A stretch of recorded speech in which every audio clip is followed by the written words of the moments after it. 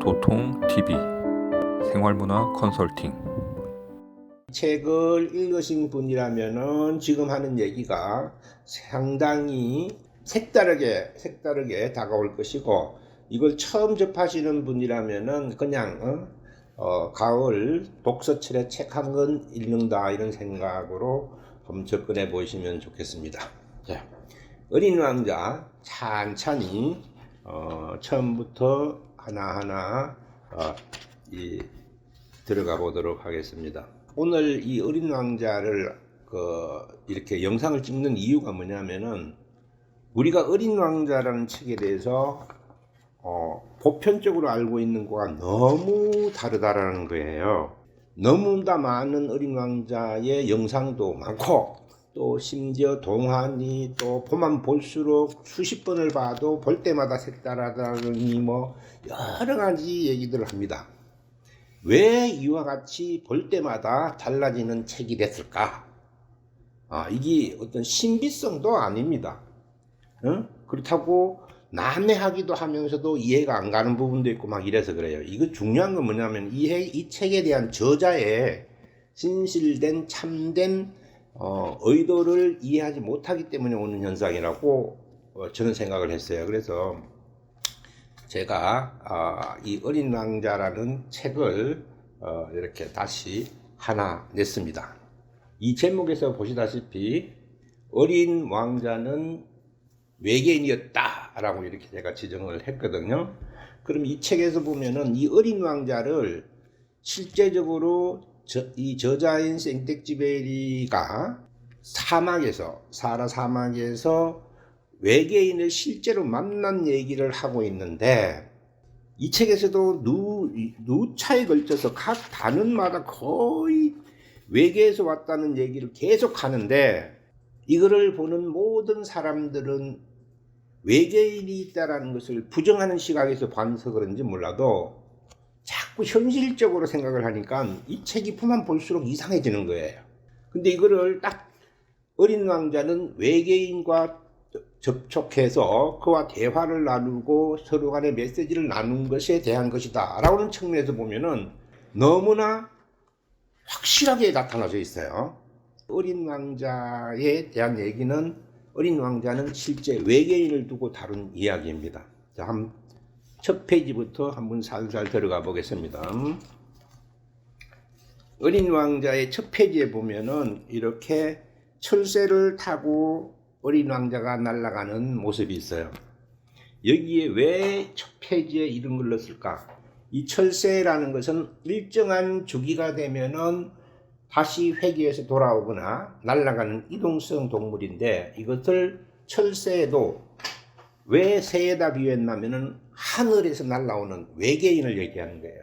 즉 지구촌에 일정한 과학 문명이 발달하게 되면은 외계에서부터 지구로 와서 이런 메시지를 준다. 그것이 바로 어린 왕자였다라는 것을 표현하기 위해서 이 그림을 첫 대두에 넣었다고 생각을 합니다. 자, 그리고 이 책의 헌사, 맨 처음에 들어가는 인문에 보면은 작가인 생텍쥐베리께서 레옹 베르테에게 하는 이 서문을 남겨놓고 있습니다. 이 내용을 한번 읽어볼게요. 이 책을 한 어른에게 바친 데 대하여 어린이들의 관용을 바란다. 내게 그럴 만한 중요한 이유가 있어. 이 어른이 내게는 이 세상에서 가장 좋은 친구라는 거야. 또 다른 이유가 있지. 이 어른은 모든 것을 어린이를 위한 책들까지도 이해할 줄 안다는 것이야. 세 번째 이유로는 이 어른이 프랑스에 살고 있는데 거기에 굶주리면서 추위에 떨고 있다는 것이야. 이 어른에게 용기를 북돋아 줄 필요가 있어서 이 모든 이유로 충분하지 못하다면은 어른이 되기 전 어린이였을 때의 그에게 이 책을 바치고 싶어. 그들 중 그걸 기억하는 사람은 없긴 하지만 모든 어른들은 처음엔 다 어린이였잖아. 그래서 나는 헌사를 이렇게 붙이는 거야 라고 되어 있습니다. 여기서 어른과 어린이 얘기가 나와요. 이 어른은 뭐냐면은 어리 큰 사람을 어른. 어리 큰 사람이 뭐냐면은 의식과 수준이 높은 사람을 어른. 어린이는 의식이 낮은 사람을 어린이. 근데 이 레옹 베르트가 누구냐면은 이 생텍쥐베리의 작자의 친구예요. 가장 의식이 잘 통하는 친한 친구예요. 유태인인데 이분이 나이 차이가 22살 차이가 나요. 그런데도 굉장히 친한 친구예요. 이분만이 유독 잘 통하는 사이였다라는 겁니다. 근데 여기서 어른이란 것은 그 사람이 의식이 높다라고 칭찬을 한 거예요.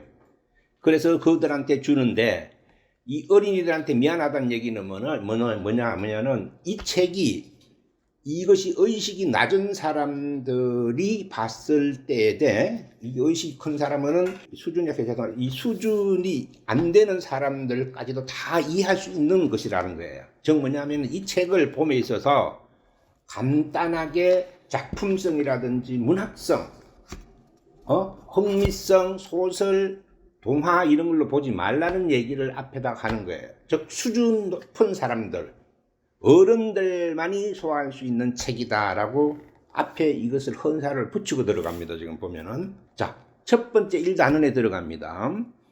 나는 6살 때 한 번은 몸 이야기라는 처녀림에 대한 책에서 굉장한 그림을 보았어요. 그 그림은 보아뱀 한 마리가 어떤 동무들을 꿀꺽 삼키고는 그 보아뱀이 먹이를 씹지도 않고 통째로 삼킨 것을 소화하기 위해서 6달 동안 내내 잠을 잔다. 이 그림이 아주 중요하다고 첫 번째 이거를 얘기합니다. 이 말은 무슨 말이냐면은 이 뒷변에 보면은 저자인 생텍쥐베리가 사막에서 추락한 상태에서 어린 왕자를 만났는데 이 만나서 나눈 이야기를 지구인들에게 전파를 하도록 하라는 임무를 부여받게 돼요. 앞으로 이 지구에 일어날 수 있는 환경 문제나 뭐 핵 문제나 이런 것도 다 있거든요. 이것을 전파하라고 했는데 이거를 지구인들에게 펼칠 수 있는 방법을 여러 가지로 모색을 해요. 이 6개월이라는 것은 6년이라는 것이고 커다란 먹이라는 것은 뭐냐면은 큰 어마어마한 정보를 그 외계인으로부터 받은 것이에요. 이것을 어떻게 표현할까를 고민하였다라는 내용이 앞에 있는 겁니다. 그래서 이 그림이 큰 보아뱀이 큰 먹이를 먹인 모양이 모자라고 해요. 모자 그림이 첫 번째 나오고 아주 유명한 그림입니다. 그래서 이 모자라는 그림을 여기저기 많은 사람들에게 보여주면은 모두 다 모자라고 해요. 근데 이거는 실제 모자가 아니고 뭐예요? 보아뱀이 코끼리를 삼킨 거예요. 이 코끼리는 뭐냐 하면은 진리를 얘기해요. 불교적 진리라든지 깨달음이라든지 불교의 상징이 코끼리거든요. 뒤에 양이 나옵니다. 기독교의 상징이 양이고. 그래서 우리가 봤을 때는 겉은 모양인데 속에 어마어마한 진리가 들어있다라는 거예요. 이 책이 그와 같이 엄청난 진리와 이 지구적인 문제라든지 엄청난 비밀이 숨겨있는 책이니 가볍게 보지 말고 단순한 책이나 이렇게 모자처럼 겉만 보는 그냥 재미삼아 보는 이런 책으로 보지 말라는 뜻에서 이 그림을 먼저 그려서 해요. 그러면서 자기는 비행사였으면서 전 세계를 돌아다니고 상공에서 보면은 어디가 아리조나주고 어디가 중국이고 이런 걸 다 알면서 많은 사람들을 만나서 이렇게 만났다는 겁니다. 그거를 왜 얘기하냐면 그렇게 많은 사람들을 만나봤지만은 그들에게 항상 이 그림을 보여주면은 그들이 하는 소리가 전부 모자라고 한다는 거예요. 그리고 이 속에 코끼리가 들었다는 것을 늘 설명을 해줘야 된다는 거예요. 그게 무슨 말이냐면 지구인의 현재 그때 당시에 지구인의 사람들이 의식이 전부 다 그에 대한 관심이 없고 겉만 보고 지식 문화에 빠져 있다라는 얘기를 하는 겁니다. 그렇다면은 이 책도 참 의도와 관계없는 그런 가벼운 책으로 볼 것을 염두가 되어서 앞에 이와 같이 저자가 다시 또 얘기를 하는 겁니다. 그다음 이제 2단으로 넘어가면은 이제 시작이 전개가 돼요. 구독, 좋아요 눌러주세요. 구독 좀 주세요.